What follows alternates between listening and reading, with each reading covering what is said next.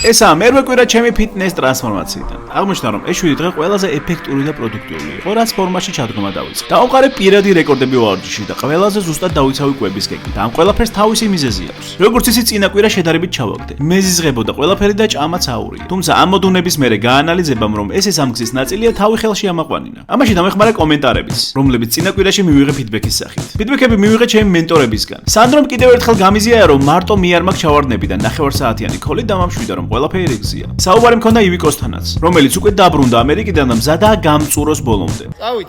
წავიდა, მედი. საბოლოოდ გამოიკვეთა, რომ ამ ტრანსფორმაციაში ორი მენტორი მყავს, რომელთაც განსხვავებული მიდგომები აქვთ და ერთი მიზანი. სანდრო, რომელიც კვების მიმართულებითაა და მეუბნება, რომ ხანდახან ჩემ თავს უნდა ვაპატიო და შეცდომების გამოსწორებაზე ისე ვიზრუნო. და ივიკო, რომელსაც სრულად ფიტნესის მხარე აქვს აღებული და მეუბნება, რომ ბოლომდე უნდა მივაწვე და ვიბრძოლო სადამდე შემძლია. და სწორედ ამ დუალიზმს და მრავალფეროვნებას მოაქვს ის შედეგები, რაც ჩემთვის მნიშვნელოვანია. შესაბამისად, ეს კვირა რადიკალურად სხვანაირია. კვების კუთხით იდეალურად დავიცავე. ყოველდღე ვჭამ ფიზკულტურას გამოგზავნე რაციონს და თუ სადმე მიწევს გარე ჭამა, ყოველთვის ვეძებ დაბალკალორიულ ალტერნატივას. ვარჯიშის კუთხითაც მნიშვნელოვანი ცვლილებებია. თითქოს ჩემი იდენტობა შეიცვალა. ამ კვირაში ბევრად ფოკუსირებული და ბრძოლის მუღამით მივდიოდი დარბაზში და ვთილობდი ბოლომდე გამეწურა თავი. და ამან მოიტანა შედეგები, რომლითაც მეც ვატყობ, რომ მაგრად მივდივარ წინ. შეგახსენებთ, რომ მე ვაკეთებ 6 თვიან სრულ ტრანსფორმაციას და ყოველკვირეულად რა შეეცვალა, ამის აპდეიტს გიზიარებთ. და რომ არ გამოგჩენს ნენელა როგორ ვიქცევი ამ დონდლოდან სუპერ ფიტ პერსონად, ამ რელაქს დააჭირე.